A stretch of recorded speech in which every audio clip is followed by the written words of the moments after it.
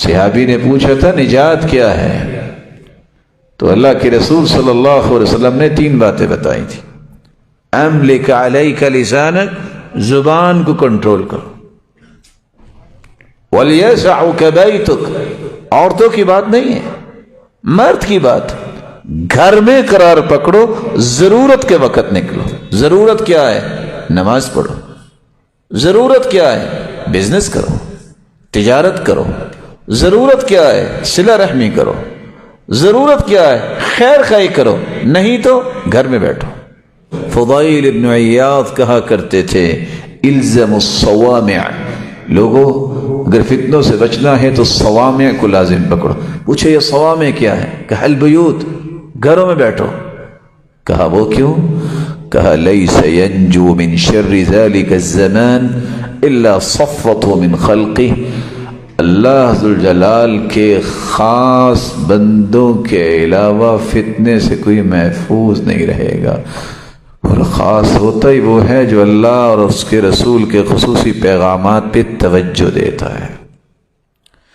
رسول اللہ صلی اللہ علیہ وسلم کے صحابی حذیفہ کی بات ذرا غور سے سنیے۔ لَوَدِدْتُ أَنِّي وَجَدْتُ مَنْ يَقُومُ لِي فِي مَالِي، میرا جی چاہتا ہے کہ کوئی بندہ مجھے ملے، میں اپنا سارا مال اس کے حوالے کروں۔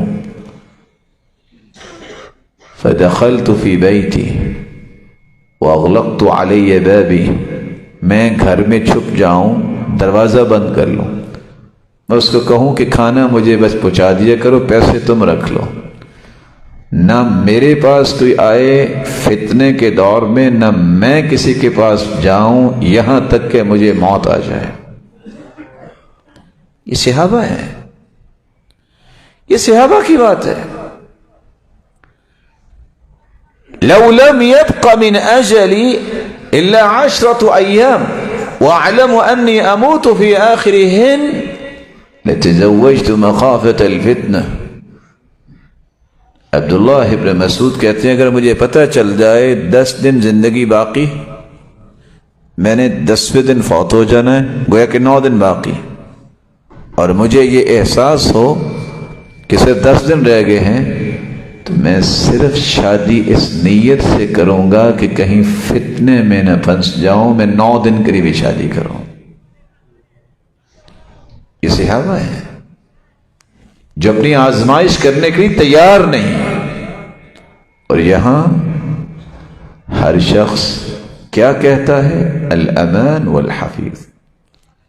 نہ دین کی سمجھ ہے، نہ دنیا کی صحیح سمجھ ہے، نہ ان کو حالات سے کوئی واقفیت ہے، نہ انہیں اس بات سے واقفیت ہے کہ کل کو کیا ہوگا جو ہم کہہ رہے ہیں، جو بول رہے ہیں۔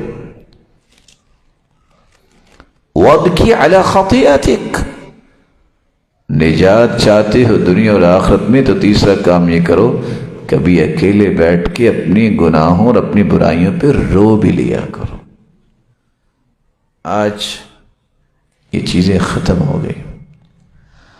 آج ہر وہ گفتگو پسندیدہ ہوتی ہے، اس کے ویوز زیادہ ہوتے ہیں جس میں فتنہ ہوتا ہے۔ آج وہ ڈیرے اور آج وہ محفلیں زیادہ سجتی ہیں جہاں فتنوں کے لوگوں کو تیار کیا جاتا ہے۔ تو آپ کیسے فتنہ سے بچ سکتے؟